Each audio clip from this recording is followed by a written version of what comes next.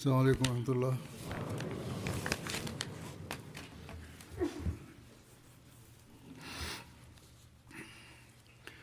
أشهد أن لا إله إلا الله وحده لا شريك له وأشهد أن محمدا عبده ورسوله أما بعد فأعوذ بالله من الشيطان الرجيم بسم الله الرحمن الرحيم الحمد لله رب العالمين الرحمن الرحيم مالك يوم الدين إياك نعبد وإياك نستعين اهدنا الصراط المستقيم صراط الذين أنعمت عليهم غير المغضوب عليهم ولا الضالين. مثل الذين ينفقون أموالهم في سبيل الله كمثل حبة أنبتت سبع سنابل في كل سنبلة مئة حبة والله يضاعف لمن يشاء والله واسع عليم.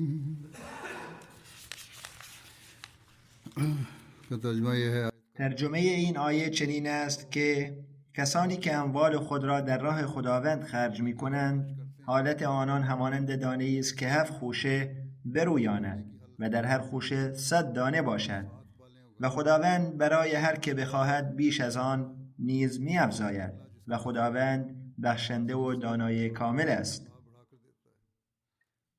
از اول نوامبر به فضل خداوند متعال سال جدید مالی صندوق تحریک جدید جماعت آغاز می شود. به همین مناسبت سال جدید تحریک جدید اعلام می گردد و همچنین از فداکاری های مالی سال گذشته یاد می شود که اعضای جماعت انجام می دهند. به همین ترتیب درباره اهمیت قربانی مالی نیز مطالبی بیان می شود. پیش از بیان این مطالب برای توضیح اهمیت فداکاری مالی به طور مختصر پیش زمینه صندوق تحریک جدید را بیان می کنم. دفتر تحریک جدید در سال 1934 میلادی آغاز شد. برخی تازه احمدی هستند، برخی جوانانند و کودکان نیز از این موضوع آگاهی ندارند. از این رو توضیح می دهم. همانطور که گفتم صندوق تحریک جدید در سال 1934 آغاز شد و حضرت مصلح موعود رضی الله عنه آن را اعلام فرمودند. علت آن این بود که در آن زمان جماعت با فتنه ای از سوی احرار روبرو شده بود و آنان غوغایی بزرگ برپا کرده بودند. طوفانی از مخالفت برخاسته بود و شعارشان این بود که ما احمدیه را از صفحه هستی محو خواهیم کرد. نام و نشان قادیان را از بین خواهیم برد و آجر بر آجر آن را خواهیم کوبید. همچنین برنامه داشتند که به مقبره بهشتی که مزار حضرت مسیح موعود علیه السلام در آن قرار دارد بی حرمتی کنند. این برای آن مردم امری عادی بود.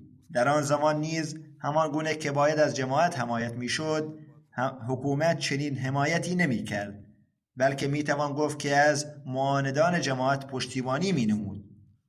در چنین شرایطی حضرت مصلح موعود رضی الله عنه جماعت را تحریض فرمودند که صندوقی فراهم کنند تا بتوانیم پیام احمدیه و اسلام را به گوشه و کناره جهان برسانیم و نظام جماعت را استوارتر سازیم تا بتوانیم با دسیسه ها و هیاهوی مخالفان مقابله کنیم و تبلیغات نادرست علیه جماعت را باطل نماییم و نه تنها آن را باطل کنیم بلکه حق تبلیغ را نیز ادا نماییم، زیرا تا آن زمان تبلیغ را با آن جدیتی که باید انجام نداده بودیم.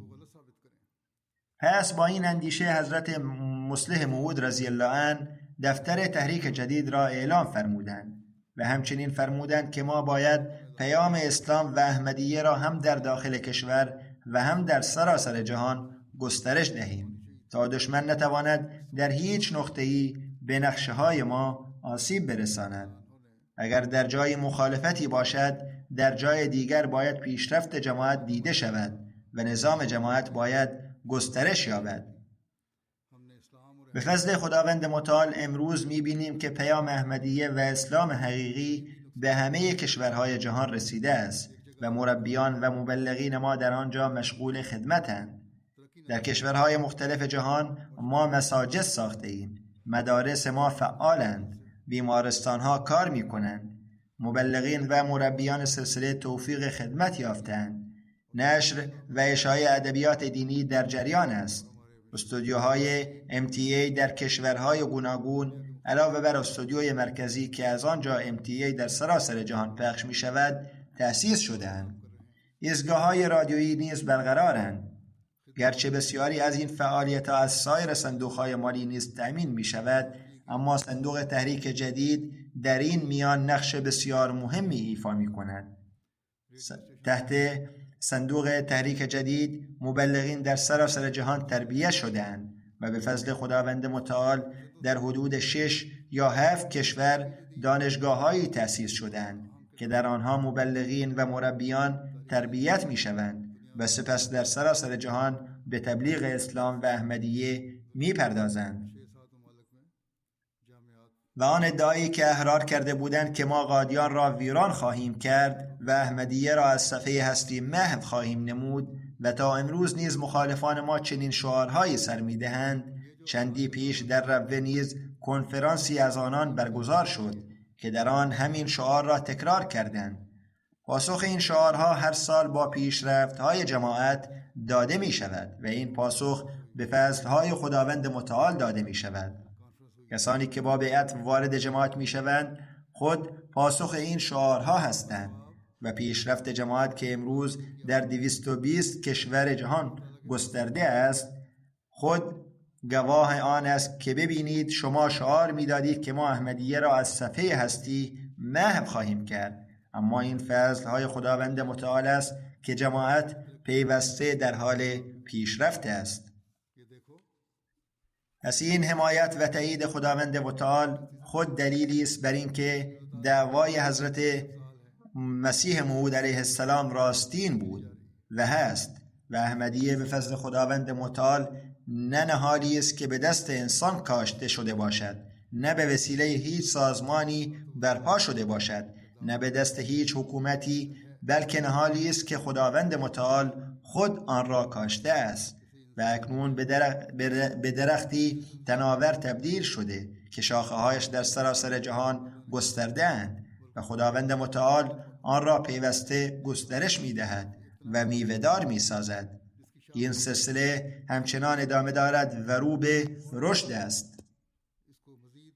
این آیه‌ای که تلاوت کردم در آن خداوند متعال می‌فرماید که کسانی که در راه خداوند مال خرج می‌کنند مثالشان همانند دانه‌ای است که چنان که ترجمه بیان شد 7 خوشه برویاند و در هر خوشه 100 دانه باشد، بلکه خداوند بیش از آن نیز می‌افزاید. خداوند وعده فرموده که من شما را که در راه من انفاق می‌کنید بی اجر نخواهم گذاشت، بلکه قدرت دارم که قربانی شما را تا 700 برابر و حتی بیش از آن افزایش دهم. پس با این ارشاد خداوند متعال در دلهای مؤمنان این تحریک را پدید آورد که دلهای خود را بگشایند و در راه خداوند خرج کنند، برای نشر دین خداوند انفاق نمایند، کاری که در این زمان بر عهده مسیح موعود و مهدی موعود علیه السلام نهاده شده بود و امروزه بر عهده جماعت ایشان است. آنگاه خداوند متعال در اموال ما برکت خواهد نهاد و ما هر سال این را می‌بینیم و من نیز همواره بیان می‌کنم. امسال نیز نمونه های فراوانی وجود دارد که چگونه خداوند دلهای مردم را می گشاید و آنان در بسیاری از جاها بدون هیچ نگرانی از تنگ دستی پیوسته قربانی مالی می کنند و سپس خداوند به آنان عطا می فرماید یا آرامش قلبی به آنان می بخشد و آنان از این فداکاری شادمان می شوند حتی اگر نتیجه فوری نبینند. پس از مدتی همان آرزوهایی که به دلیل فداکاری مالی از آن گذشته بودند برآورده می شود. خداوند متعال می فرماید که در این جهان نیز پاداش خواهد بود و در جهان دیگر نیز. بسیاری هستند که در همین جهان نیز پاداش می یابند و پاداش جهان دیگر بی حساب است. بزرگان پیشین نیز همین تفسیر را از این آیه بیان کردند. مثلا امام رازی در تفسیر خود نوشته است که خداوند متعال وعده داده است که مال را با افزونی بازگرداند. او می نویسد که خداوند متعال بر قدرت خود در زنده کردن و میراندن دلیل آورده است. اگر این قدرت الهی وجود نمی داشت فرمان به انفاق استوار نمی بود، زیرا اگر پاداش دهنده و کیفر دهنده‌ای وجود نمی داشت انفاق بیهوده می نمود. اگر جزا و سزا وجود نداشت خداوند نمی فرمود که در راه من انفاق کنید، من به شما خواهم داد. معنای آن این است که تنها خداوند است که به انفاق کنندگان در راه خود پاداش می دهد و گناهکاران را در برابر آن کیفر می دهد. در این زمینه او چنین نوشته است که به عبارت دیگر گویا خداوند به انفاق کنندگان می فرماید تو می دانی که من تو را آفریدم و نعمت خود را بر تو کامل کردم و از قدرت من بر پاداش و ثواب دادن آگاهی، پس باید این آگاهی تو را به انفاق مال ترغیب کند، زیرا تنها خداوند است که اندک را بسیار پاداش می دهد. و همین مثال بسیار را بیان کرده است که هر کس دانه‌ای بکارد من برای او 7 خوشه می رویانم و در هر خوشه 100 دانه است. سپس در بیان این آیه می نویسد ينفقون اموالهم فی سبیل الله، یعنی آنان در راه خداوند مال خود را خرج می کنند و مقصود از سبیل الله دین است، یعنی در راه دین خداوند خرج می کنند. در جماعت احمدیه ما همواره این مناظر را می بینیم که خداوند چگونه وعده و فرمان خود را تحقق می بخشد. حضرت مصلح موعود رضی الله عنه نیز در تفسیر این آیه فرمودند که اگر شما اموال خود را برای کارهای دینی خرج کنید همان گونه که خداوند از 1 دانه 700 دانه می رویاند به همان نسبت اموال شما را نیز افزایش خواهد داد، بلکه بیش از آن ترقی خواهد بخشید، چنان که در عبارت والله یضاعف لمن یشاء به آن اشاره شده است. تاریخ گواه است که چنین نیز شد. حضرت ابوبکر رضی الله عنه هرچند قربانی‌های بزرگی کردند اما خداوند متعال با بخشیدن مقام خلافت اول پیامبر اکرم صلی الله علیه و سلم به ایشان چنان پاداش عظیمی عطا فرمود که قربانی‌هایشان در برابر آن ناچیز می‌نماید. به همین گونه حضرت عمر نیز بسیار بخشیدند اما چه پاداش بزرگی یافتند. حضرت عثمان نیز هر چه کردند در همین دنیا چندین میلیون برابر آن را یافتند. همچنین اگر به حال هر یک از صحابه بنگریم همان رفتار خداوند را می‌بینیم. حضرت عبدالرحمن بن عوف را بنگرید. نوشتند که هنگام وفات 30 میلیون روپیه نزد او بود و در طول زندگی خود نیز صدها هزار روپیه خرج کرده بود. به همین ترتیب صحابه هنگامی که وطن خود را ترک کردند وطنهای بهتری یافتند. خواهر و برادران خود را ترک کردند اما بهتر از آنان را یافتند. پدر و مادر خود را ترک کردند اما پیامبر اکرم صلی الله علیه و آله و سلم را یافتند که از پدر و مادر مهربانتر بودند. خلاصه این که کسی که در راه خداوند قربانی کند هرگز از پاداش نیک محروم نمیماند. در خطبه های گذشته من درباره صحابه بدری سخن می گفتم. در این روزها که سیرت پیامبر اکرم صلی الله علیه و آله و سلم از منظر غزوات بیان می شود در آن نیز از نیکی های صحابه یاد می شود. از قربانی هایشان سخن به میان می آید. اکنون بنگرید که چگونه خداوند متعال آنان را پیوسته مشمول نعمتهای خیش می ساخت و ما از تاریخ می بینیم که خداوند آنان را برای نابودی وا نگذاشت، بلکه آنان را به نعمتهای بیشمار سرافراز فرمود. پس خداوند متعال در بسیاری از جاها درباره انفاق فرموده است. خداوند می‌فرماید از اموال خود انفاق کنید، از آن چه دوست دارید انفاق کنید، من به شما پاداش خواهم داد، در اموالتان برای شما وسعت خواهم بخشید و از فضل خیش شما را پیوسته بهره‌مند خواهم ساخت. و ما این بخشش‌های خداوند را همواره مشاهده می‌کنیم. امروز نیز هر احمدی که از دل به راستی اهل قربانی است این را احساس می‌کند. آنان که قربانی می‌کنند وقایع خود را نیز می‌نویسند. جای شگفت است که چگونه خداوند متعال به آنان توفیق قربانی عطا می‌کند و چگونه ایمانشان را استوار می‌سازد. من نیز برخی مثال‌ها را بیان خواهم کرد، ولی پیش از آن چند نکته علمی و تاریخی را نیز از احادیث نقل می‌کنم. حضرت مصلح موعود رضی الله عنه سخنی از حضرت مسیح موعود علیه السلام را تفسیر فرمودند که در آن ایشان فرمودند که برای خود در آسمان مالی ذخیره کنید، جایی که نه کرم آن را می‌خورد، نه زنگ آن را می‌پوساند و نه دزدان در آن رخنه کرده و می‌دزدند. این تعلیم مسیح علیه السلام است که در انجیل آمده، اما قرآن کریم می‌فرماید اگر شما مال خود را در خزانه خداوند متعال ذخیره کنید، نه تنها کسی آن را نخواهد دزدید، بلکه دست کم در برابر هر یک 700 برابر خواهید یافت و برای افزونی آن هیچ حد و مرزی نیست. سپس حضرت مسیح می‌فرماید که در آنجا غله را هیچ کرمی نمی‌خورد، ولی قرآن کریم می‌فرماید که نه تنها از کرم محفوظ می‌ماند، بلکه 700 برابر بازگردانده می‌شود.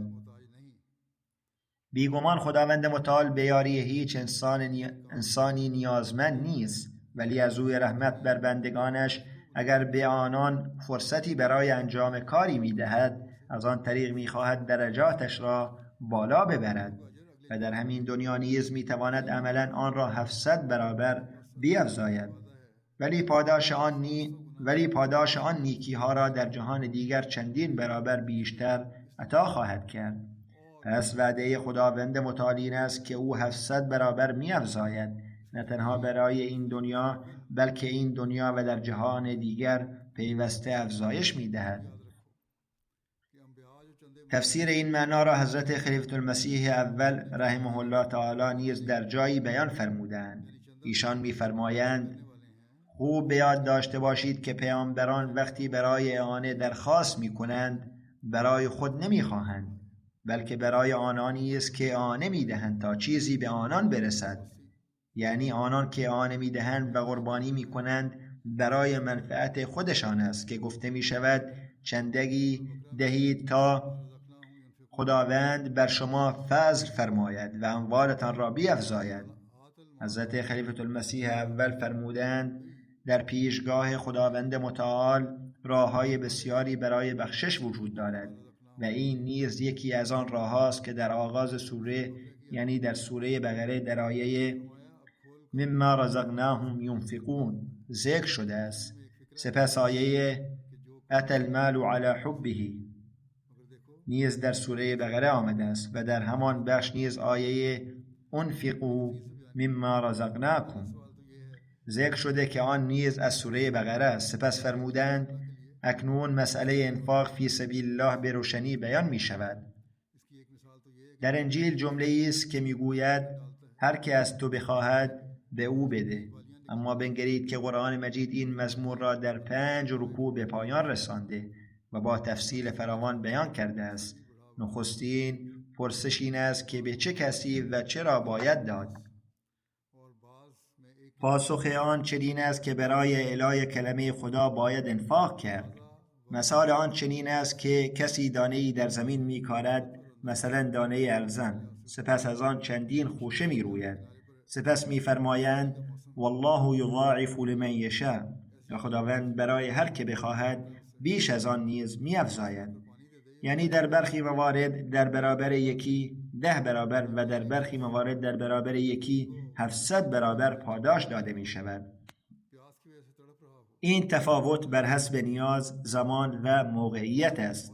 مثلا شخصی در کنار رودخانه است، فصل سرماست و باران میبارد.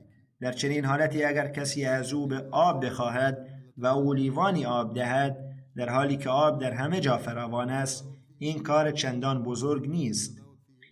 اما اگر کسی در بیابان در نیم روز از شدت تشنگی در حال جاد دادن باشد و دیگری به او آب دهد در حالی که از تب و سوزان رنج میبرد، این نیکی عظیمی است. پس بر اساس چنین تفاوت‌هایی خداوند متعال در پاداش‌ها تفاوت قرار داده است. در جای قربانی به سبب ضرورت بسیار بزرگ است و نیاز نیز بیشتر است. از این رو پاداش آن را خداوند متعال 700 برابر یا بیش از آن می‌افزاید و در جای قربانی چندان بزرگ نیست، ولی به هر حال نیاز به قربانی وجود دارد. در آنجا نیز خداوند پاداش را خالی نمی‌گذارد، بلکه 2 برابر یا 10 برابر پاداش می‌دهد. این مثال‌ها را حضرت خلیفة المسیح اول درباره انفاق مال بیان فرمودند. در همین زمینه ایشان مثال دیگری نیز از واقعی درباره حضرت رابعه بصری نقل کردند که روزی در خانه نشسته بودند که مهمانانی آمدند و در خانه جز 2 قرص نان چیزی برای خوردن نبود. ایشان به خدمتکار خود فرمودند این 2 قرص نان را در راه خدا صدقه بده. خدمتکار گفت این چه سخنی است؟ در خانه مهمان آمده و شما فرمایید همین اندک نان را نیز میان فقرا تقسیم کن. اندکی بعد صدایی از بیرون آمد. زنی خبر داد که زنی ثروتمند از همسایگان غذایی فرستاده است. وقتی غذا رسید حضرت رابعه بصری آن را شمردند. در آن 18 قرص نان بود. حضرت رابعه بصری ارتباطی بزرگ با خداوند متعال و ایمانی راسخ به او داشتند که یقین داشتند خداوند وعده خود را تحقق خواهد بخشید. ایشان گفتند من 2 قرص نان دادم، پس باید بیش از آن بازگردد، دست کم 2 برابر یا 10 برابر. سپس فرمودند این 18 قرص نان برای من نیست، 20 مهمان دارم، پس باید 20 قرص نان از جانب خداوند برسد، این برای من نیست. فرمودند این را نمیپذیرم، بازگردان. خدمتکار گفت بپذیرید، خداوند نعمتی فرستاده است. ولی ایشان فرمودند نه، این برای من فرستاده نشده است. در همین هنگام همان زن ثروتمند همسایه صدا زد و به آن زن یا خدمتکار گفت کجا رفتی؟ من برای رابعه بصری غذای دیگری نیز آماده کردم. وقتی آن رسید در آن 20 قرص نان بود. بدین گونه این بزرگان به خداوند ایمان داشتند و خداوند نیز ایمان آنان را تحقق بخشید. در همین زمینه حضرت خلیفة المسیح اول این نکته را بیان فرمودند که چرا باید در راه خدا انفاق کرد. فرمودند نخست که تنها برای جلب رضای خداوند یعنی ابتغاء مرضات الله انفاق کنید، نه برای منت نهادن، بلکه برای کسب رضای خداوند. خداوند متعال بر ما نعمتهای بیشماری ارزانی داشته است، پس انفاق کنید و نیز برای دین خدا انفاق کنید، زیرا برای دین خدا انفاق کردن ضروری است. چگونه انفاق کنید؟ برای جلب رضای خداوند، چنان که ذکر شد، نه برای منت نهادن. هیچ کس که قربانی کرده است بر جماعت منت ندارد، بلکه این فضل خداوند است که وقتی شما با نیت پاک در راه او انفاق می کنید، او آن را چندین برابر می افزاید.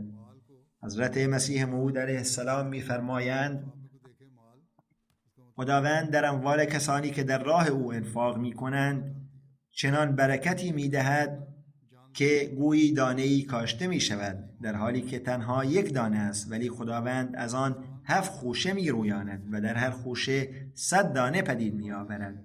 یعنی افزودن بر اصل چیز، این اصل کلی است که افزودن بر اصل چیز در قدرت خداوند است و در حقیقت ما همه از همین قدرت خداوند زنده ایم و اگر خداوند بر افزودن چیزی قادر نمی بود تمام جهان نابود می شد و هیچ جانداری بر روی زمین باقی نمی ماند.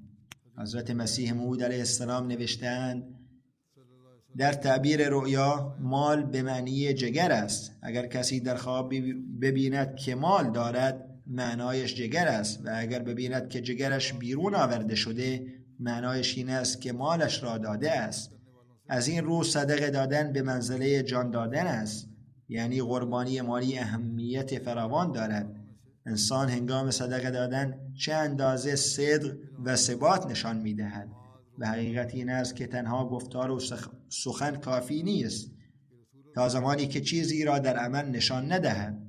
صدقه را از این رو صدقه میگویند که نشانه‌ای بر صادقان می‌دهد تا صداقت ایمانشان آشکار شود.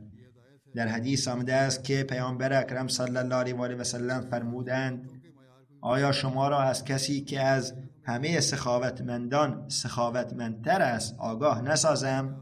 مردم عرض کردند چرا نه ای رسول خدا؟ پس ایشان صلی الله علیه و آله و سلم فرمودند خداوند متعال از همه سخاوتمندان سخاوتمندتر است. سپس درباره خود فرمودند من در میان همه انسانها از همه سخاوتمندترم. سپس ایشان صلی الله علیه و آله و سلم به نماز، روزه و قربانی مالی نیز متوجه نمودند. در روایتی آمده است که رسول خدا صلی الله علیه و آله و سلم فرمودند نماز، روزه و ذکر مالی را که در راه خداوند متعال انفاق می شود 700 برابر می افزاید. پس این راهنمایی برای آن کسانی است که قربانی های مالی تقدیم کردند که باید معیار عبادت های خود را نیز بالا ببرند. نباید تنها با انجام قربانی مالی چنین گمان کنند که کار بسیار کردند، بلکه باید سطح عبادت های خود را نیز افزایش دهند و آن را برتر سازند. نباید پس از قربانی مالی چنین تصور کنند که از عبادت ها فارغ شدند. پیامبر اکرم صلی الله علیه و آله و سلم فرمودند که نماز و روزه نیز همراه با قربانی های مالی ضروری است، چنانکه از حدیث نقل کردند. و همین امور هستند که انسان را به قرب خداوند متعال نزدیک می سازند و آنگاه خداوند مهربان شده اموال شما را پیوسته افزایش می دهد.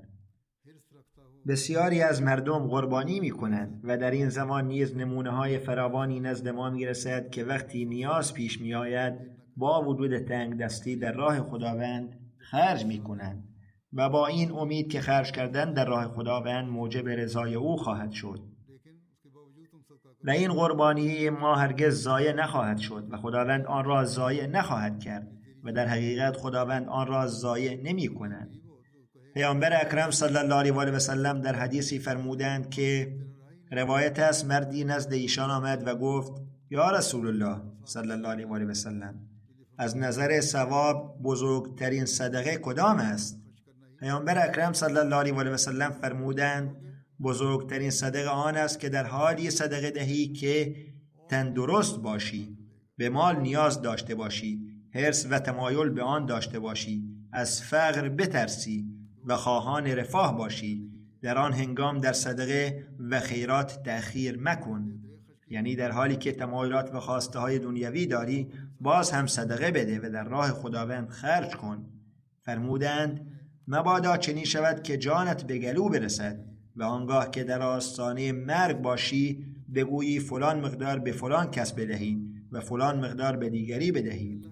فرمودند آن مال دیگر از آن تو نیست بلکه از آن همان کسانی است که به آنان خواهد رسید و آن مال به هر حال به ورثه خواهد رسید.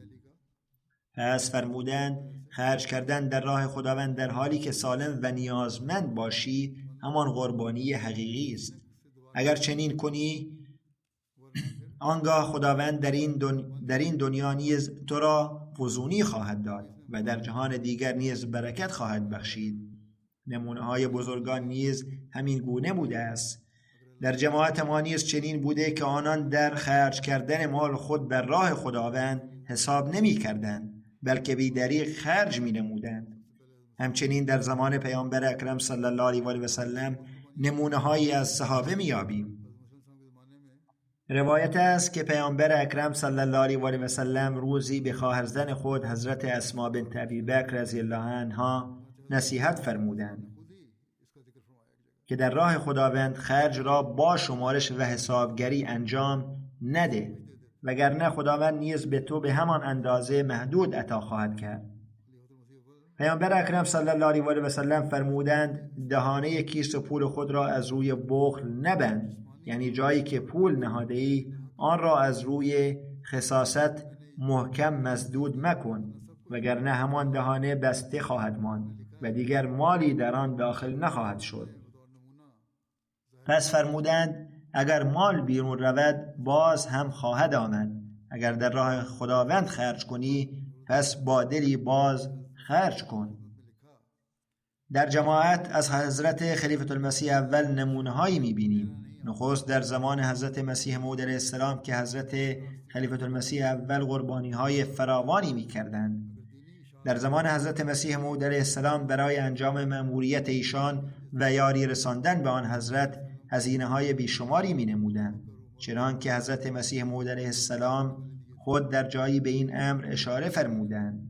ایشان می فرمایند که اگر من اجازه می دادم او همه چیز را می داد، یعنی حضرت مولانا نورالدین خلیفة المسیح اول همه دارایی خود را در این راه فدا می کرد و همان گونه که در رفاقت روحانی حق همراهی را ادا می کرد، در رفاقت جسمانی و حضور دائم نیز حق صحبت را ادا می نمودند. من اجازه ندادم وگرنه همه چیز را می داد. ایشان نوشته‌اند چند سطر از برخی نامه های او را به عنوان نمونه نقل می کنم. حضرت خلیفة المسیح اول حضرت مولانا نورالدین به حضرت مسیح موعود علیه السلام نوشتند که من در راه شما قربانم، هر چه دارم از آن من نیست بلکه از آن شماست. ای پیر و مرشد من، با نهایت راستی عرض می کنم که اگر تمام مال و ثروت من در راه نشر دین خرج شود به مقصود خود رسیدم. پس ببینید همان گونه که خداوند متعال به پیامبر اکرم صلی الله علیه و آله و سلم ابوبکر، عمر، عثمان و دیگر فداکار عطا فرمود که قربانی های مالی کردند، در این زمان نیز به سبب پیروی حضرت مسیح موعود علیه السلام از سرور خود خداوند متعال غلامانی به او عطا فرمود که آماده بودند هر چیز خود را قربان کنند و نمونه ابوبکر صدیق رضی الله عنه را نشان دهند. حضرت مسیح موعود علیه السلام می‌فرمایند این وعده ها نیز از جانب خداوند متعال است که هر کس برای خداوند بدهد من چندین برابر به او برکت خواهم داد. در همین دنیا نیز بسیار چیزها به او خواهد رسید و پس از مرگ پاداش آخرت را نیز خواهد دید که چه اندازه آسایش نصیبش می شود. حضرت مسیح موعود علیه السلام می‌فرمایند اگر در این زمان همه شما را به این امر متوجه می‌کنم که برای پیشرفت اسلام اموال خود را خرج کنید، در نتیجه آن برکت در این دنیا نیز حاصل می‌شود و در آخرت نیز، و این تنها گفتار نیست بلکه امروز نیز آن را مشاهده می‌کنیم. این سخن تنها مربوط به زمان حضرت مسیح موعود علیه السلام نیست بلکه امروز نیز بسیاری از وقایع نزد من میرسند که نشان میدهند چگونه خداوند متعال پس از انفاق در راه او در اموال ما برکت عطا می‌فرماید، مشکلات زندگی ما را برطرف می‌سازد و ایمان ما را استوار می‌کند. چند نمونه از این وقایع را نیز ذکر می‌کنم. آقای مبلغ از آلبانی می نویسند که یکی از دوستان آلبانیایی آقای بلال یوسف مردی بسیار ساده دل و فقیر است. در آنجا جلسه‌ای برگزار می شد و او برای رضای خداوند بدون هیچ مزد و پاداشی به مدت 1 هفته هر روز از ساعت 8 صبح تا 4 بعد از ظهر در کارهای جلسه سالانه خدمت کرد. بسیاری از داوطلبان ما در جلسات سالانه سراسر جهان چنین خدمت می کنند، اما برخی با وجود نیاز مالی باز هم وقت خود را داوطلبانه می دهند. برخی نیاز مالی ندارند و گذران زندگیشان می گذرد. به هر حال می گویند او تا ساعت 4 بعد از ظهر کار می کرد و سپس به شغل خود می رفت. روزی پاکتی آورد که در آن 75 یورو برای اعانه تحریک جدید بود. آلبانی کشوری فقیر در اروپای شرقی است. آقای مربی می نویسند که او گفت چند روز است که این مبلغ را برای اعانه جمع کردم و بر روی پاکت به زبان آلبانیایی نوشته بود با نهایت اطمینان خاطر به خدمت جماعت تقدیم می شود. شاید این مبلغ برای دیگران اندک به نظر آید، تنها 75 یورو، اما آقای مربی می نویسد که این 15% از حقوق او بود، در حالی که باید اجاره خانه و دیگر هزینه ها را نیز می پرداخت. دنیا پرستان ممکن است بگویند که با 75 یورو چگونه می توان اسلام را گسترش داد یا با چند یورو چگونه می توان چنین کرد، در حالی که سازمان ها و دولت های مخالف اسلام میلیاردها پوند خرج می کنند تا علیه اسلام فعالیت کنند. اما خداوند متعال در نتیجه همین قربانی کوچک او چنان فضل می‌فرماید که جماعت احمدیه با همین قربانی ها مأموریت خود را برپا می‌دارد. نه تنها این یک نفر که 75 یورو داده، بلکه افراد بسیاری هستند که کمتر از آن دادند و جماعت احمدیه به فضل خداوند متعال با همین مبالغ اندک در سراسر جهان کارهای خود را انجام می‌دهند و در نشر اسلام فعالیت می‌کنند. پیشرفت هایی که در جهان حاصل می شود بسیار بیش از آن است که آنان با میلیاردها دلار خرج کردن به دست می آورند.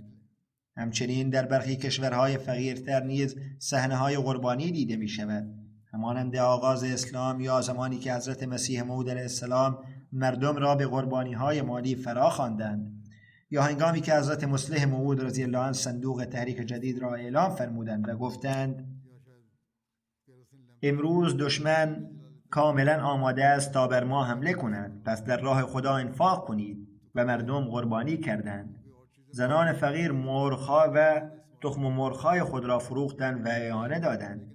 قربانی‌های اندک ما پر ارزش بود. در آن زمان حضرت مصلح موعود فرمودند که در هند در 3 سال 27,000 روپیه جمع کنید، اما جماعت با قربانی خود تنها در 1 سال 100,000 روپیه جمع کرد. امروز نیز صحنه‌های قربانی از سوی کشورهای فقیر دیده می شود. در اندونزی یکی از اعضا آقای جاوی مظفر میگویند که همسرشان نقل کردند زنی سالخورده از جماعت نزد ایشان آمد و چند بسته چوب با نیت فروش آورد تا آن را بخرند. میگویند ما نیازی به چوب نداشتیم زیرا قبلا خریده بودیم.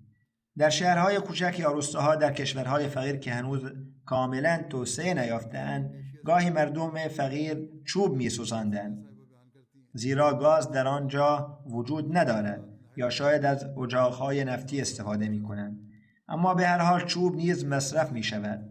میگویند چون ما از وسایل دیگر استفاده می‌کردیم گفتیم به چوب زیاد نیاز نداریم، اما چون آن زن سالخورده بیچاره بسته‌های چوب را بر سر خود حمل کرده بود، همسرم از روی ترحم چوب‌ها را خرید.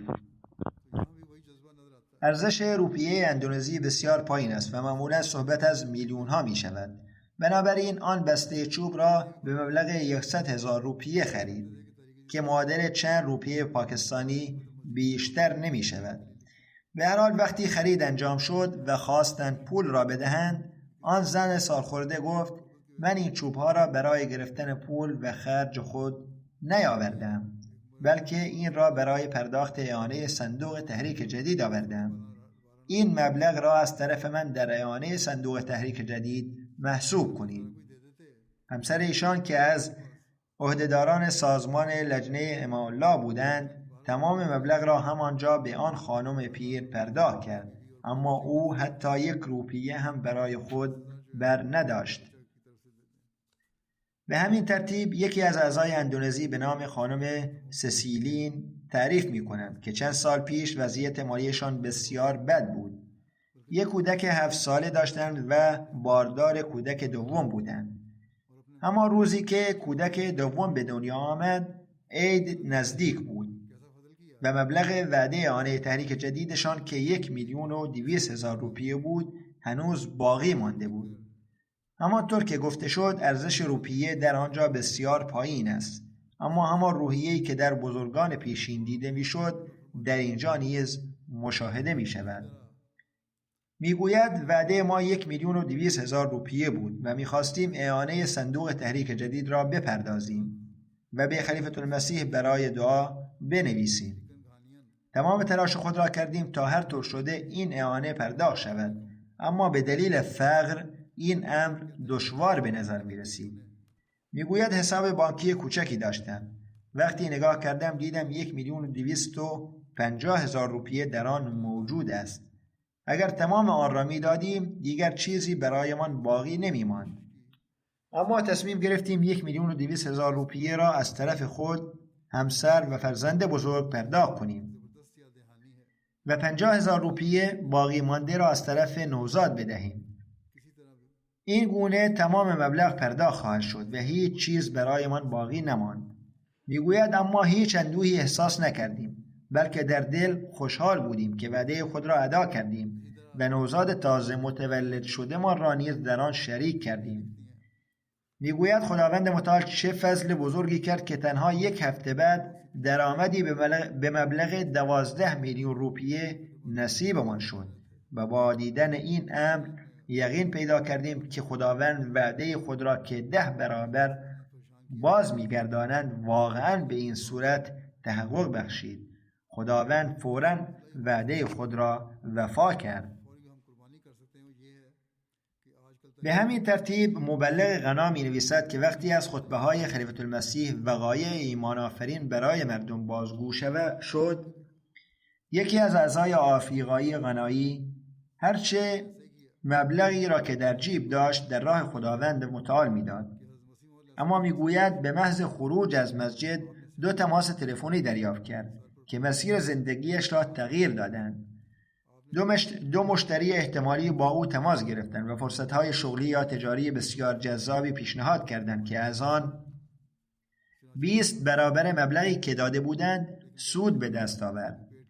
این واقعه خارق العاده یادآور عظیمی است از این که خداوند متعال چگونه کسانی را که در راه او قربانی می‌کنند فوراً و به گونه‌ای بی‌نظیر پاداش می‌دهد.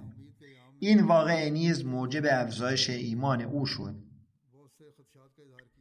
همچنین همسر یکی از معلمان در کنیا می نویسد که هنگام انتظار برای تولد نخستین فرزندشان مشکلات بسیاری پیش آمد و بسیار نگران بودند. پزشکان نیز نگرانی خود را ابراز می کردند. می گوید تمام وضعیت را برای شوهرم بازگو کردم و گفتم این موضوع مرا نگران کرده است. او گفت در بارگاه خداوند متعال دعا کن و تنها او پناه ماست.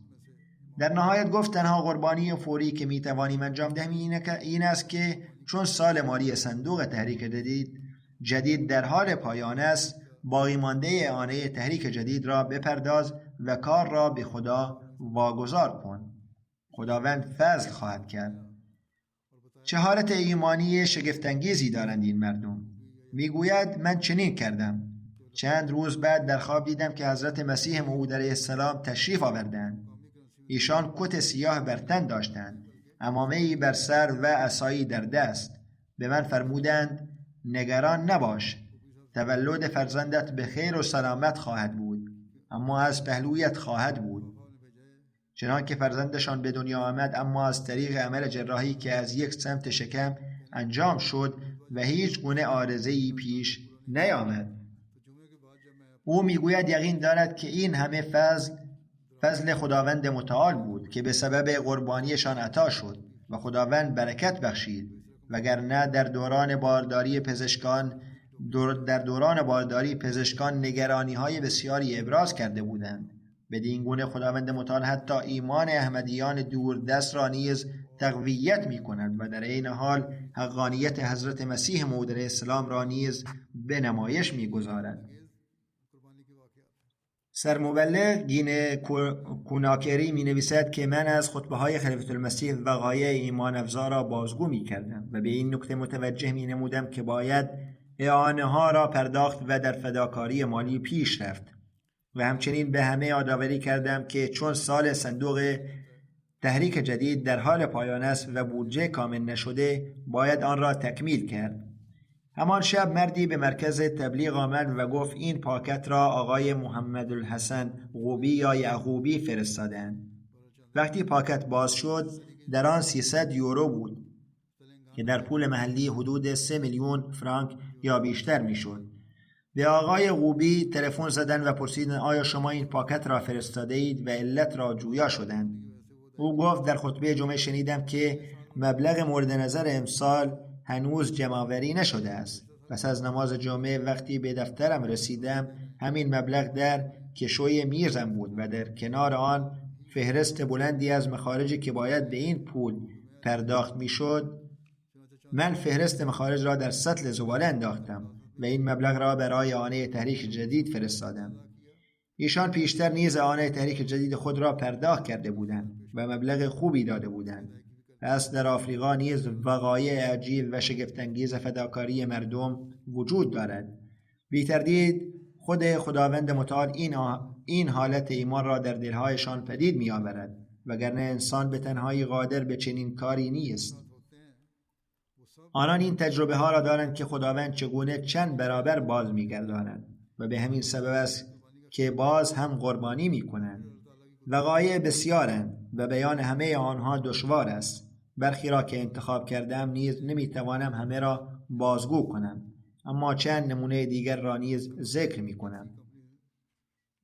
بازرس صندوق تحریک جدید هند از ایالت تلنگانه درباره شخصی از حیدرآباد می نویسد که وعده او 7000 روپیه بود، اما به دلیل از دست دادن شغل نتوانست پرداخت کند.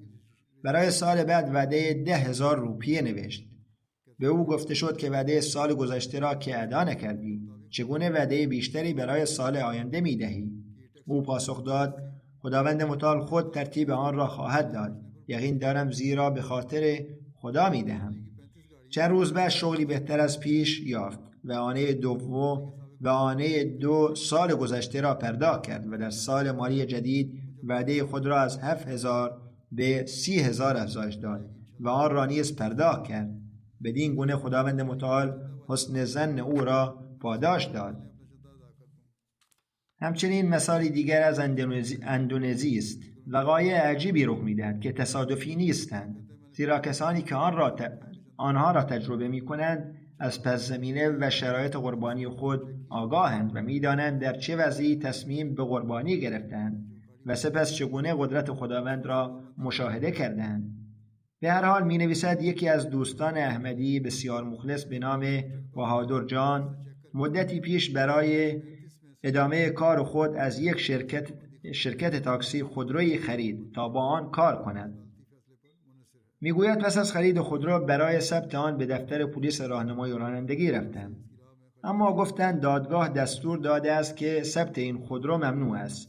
میگویند هنگام خرید همه چیز را بررسی کرده بودم و همه چیز قانونی بود، اما بعداً فهمیدم که شرکت تاکسی بدهکار بوده و دادگاه فروش خودروهای آن را ممنوع کرده است. در آن زمان شرکت 35 خودرو داشت که همگی توقیف شده بودند.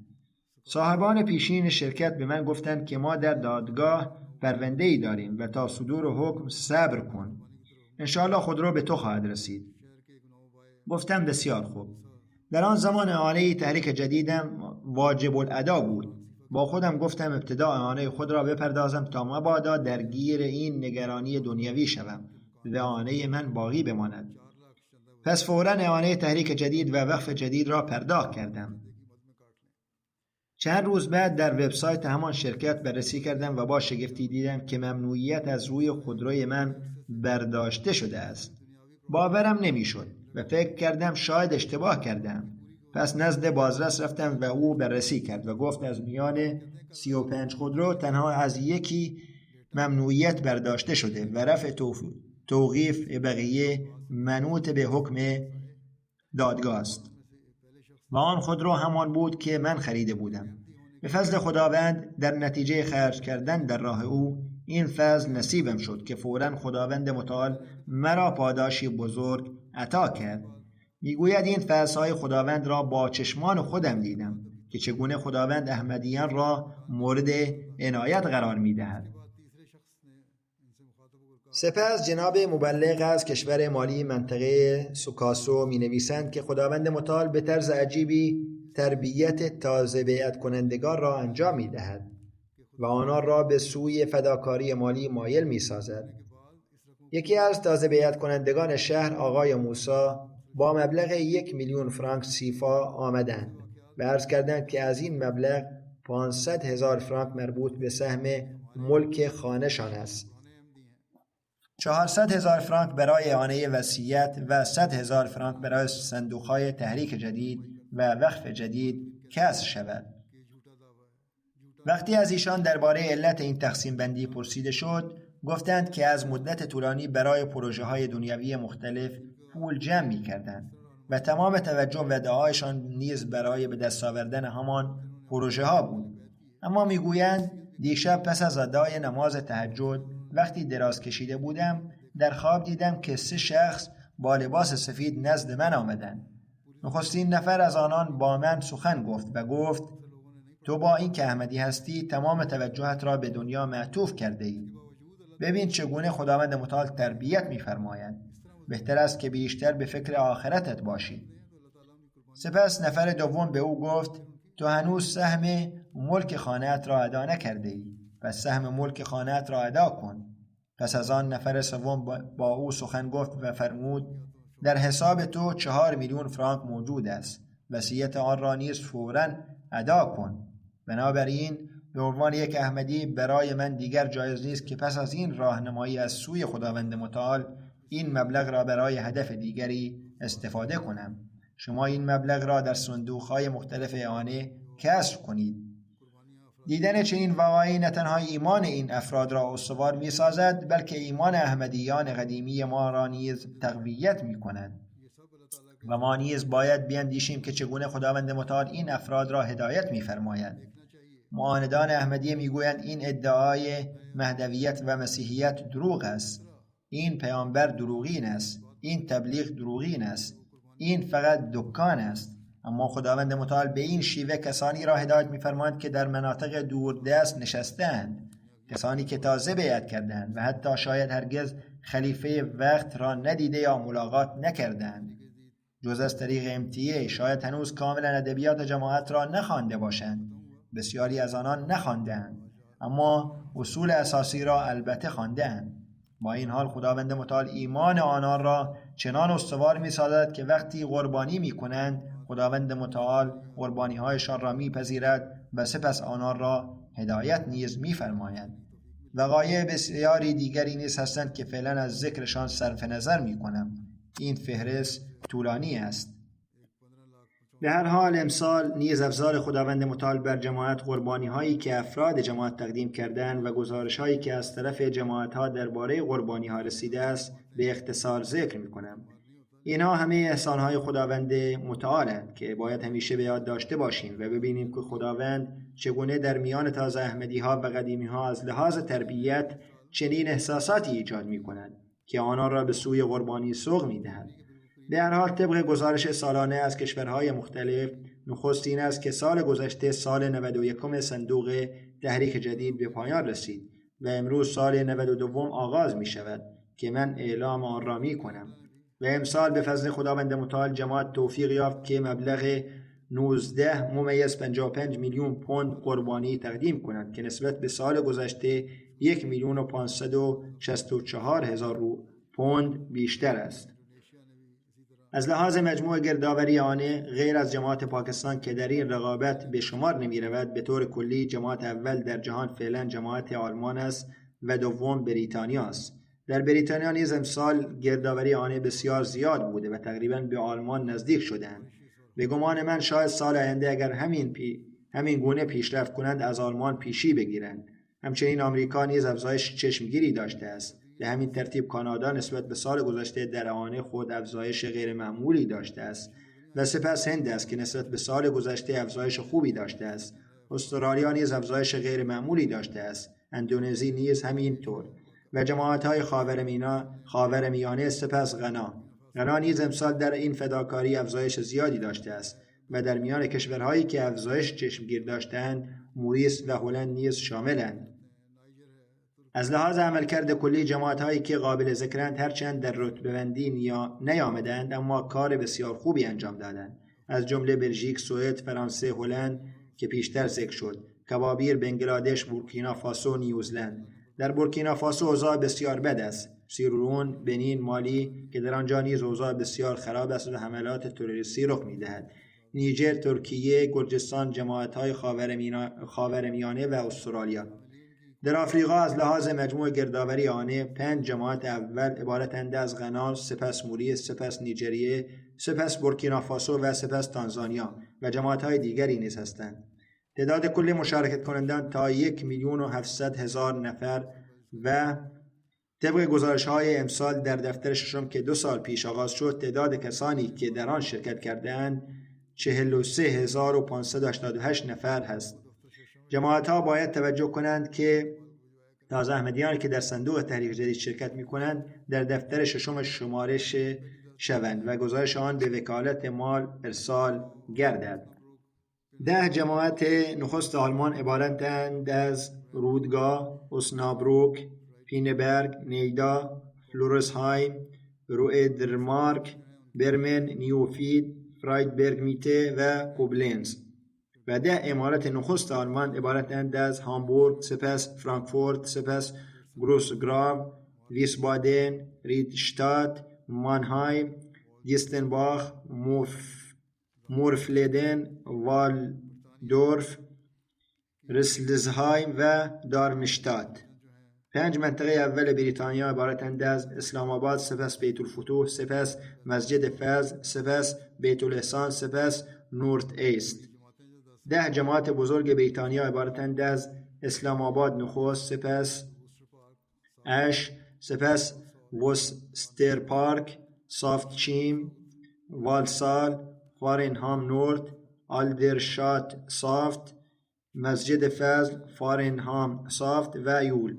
جماعت‌های کوچک فعال عبارتند از الیمنتس پارک، آچا، اسپنویلی، کیتلی، فرندوود و جامعه احمدی یوکی. 10 جماعت اول آمریکا عبارتند از نورت ویرجینیا، مریلند، لس آنجلس، سیاتل، شیکاگو، دالاس، سیلیکون ولی، نورت جرسی، سافت ویرجینیا، سنترال جرسی، بالتیمور و دیترویت. در میان امارت‌های محلی کانادا وان، سپس کلگری، سپس پیس ویلیج، سپس ونکوور، تورنتو غرب، سپس برمتون شرق و میسی ساگا. و از لحاظ جمع‌آوری آنها جماعت‌های قابل ذکر کانادا عبارتند از همیلتون، مانتین، همیلتون، آدمنتون غرب، حدیقه احمد، آتوا شرق، آتوا غرب، وینیپگ، رجاینا، وود درای و یولف نایف. در پاکستان از لحاظ گردآوری عمومی در رتبه نخست لاهور، سپس روه، سپس کراچی قرار دارند. در سطح بخش اسلام آباد در رتبه نخست است، سپس فیصل آباد، سپس سیالکوت، سپس سرگوتها، عمرکوت، ناروال، میرپور خاص، رحیم یارخان، توب تک سنگ و لیه. در میان جماعت‌های شهری پاکستان که فداکاری بیشتری کردند عبارتند از امارت تاونشیپ لاهور، امارت دیفنس لاهور، امارات دارالذکر لاهور، امارت علامه اقبال تاون لاهور، امارت بیت الفضل فیصل آباد، بهاولنگر کویته، بهاولپور، لودهاران و ساهیوال. 10 ایالت اول هند عبارتند از کرالا، تامیر نادو، تلنگانه، اودیشا، جامو و کشمیر، کرناتک، پنجاب، بنگال، مهاراشتار و دهلی. و 10 جماعت اول هند از لحاظ قربانی عبارتند از حیدرآباد، کویمباتور، تامیل نادو، سپس قادیان، کالیکات، میلاپالم، منجری، کرالا، بنگلور، کرینگ، کلکته و کرولای. 10 جماعت اول استرالیا عبارتند از ملبورن لانگوارین، ملبورن برویک، مارسدن پارک، پرینت، ملبورن غرب، کاسل هیل، آدالاید غرب، ملبورن کلاید، پرتل و ملبورن شرق. در مورد سالهای صندوق تحریک جدید همانطور که گفتم سال 92 آغاز شده است. دفتر اول 92 سال خود را آغاز کرده و حسابهای قدیمی آن همچنان جاری است. دفتر دوم 82مین سال خود را دارد. دفتر سوم 61مین سال، دفتر چهارم 41مین سال، دفتر پنجم 22مین سال و دفتر ششم 3مین سال خود را آغاز می کند. همانطور که پیشتر گفتم تازه شرکت کنندگان باید در دفتر ششم شمارش شوند. حضرت اقدس مسیح موعود علیه السلام می فرمایند ای دوستان عزیز من، به شما اطمینان می دهم که خداوند متعال به من شور و اشتیاقی راستین برای همدردی با شما بخشیده است و معرفتی حقیقی برای افزایش ایمان و عرفان شما به من عطا شده است. شما و نسلتان به این معرفت نیاز فراوان دارید. از این رو من آماده ایستادم تا شما از اموال پاکیزه خود یعنی از اموال طیبه خیش برای امور دینی یاری رسانید و هر کس تا آنجا که خداوند متعال به او وسعت و توان و قدرت داده است در این راه دریغ نورزد. اموال خود را بر راه خدا و پیامبر مقدم ندارد و سپس من تا آنجا که در توان دارم از طریق تألیفات آن علوم و برکاتی را که روح پاک خداوند به من عطا کرده در کشورهای آسیا و اروپا منتشر خواهم ساخت. پس خداوند متعال مأموریتی را که به حضرت مسیح موعود علیه السلام سپرده است اکنون وظیفه ماست که آن مأموریت را به انجام رسانیم. در آسیا، اروپا، آمریکا، آفریقا، کشورهای عربی، کشورهای آمریکای جنوبی و جزایر خداوند متعال به برکت همین قربانی‌های مالی به ما توفیق می‌دهد تا پیام اسلام را برسانیم. تنها کسانی که در اروپا نشسته‌اند قربانی مالی نمی‌کنند، بلکه همان گونه که مثال‌هایی آوردم مردم آن مناطق نیز در قربانی‌های مالی بسیار پیش قدمند. خداوند متعال قربانی‌های آنان را بپذیرد و در اموال و نفوسشان برکت نهد و در کوشش‌های ما برکت بی پایان عطا فرماید و بهترین نتایج را پدید آورد و ما به زودی شاهد برپایی حکومت خدای یگانه در جهان باشیم و پرچم پیامبر اکرم صلی الله علیه و آله و سلم را در اهتزاز ببینیم. آمین.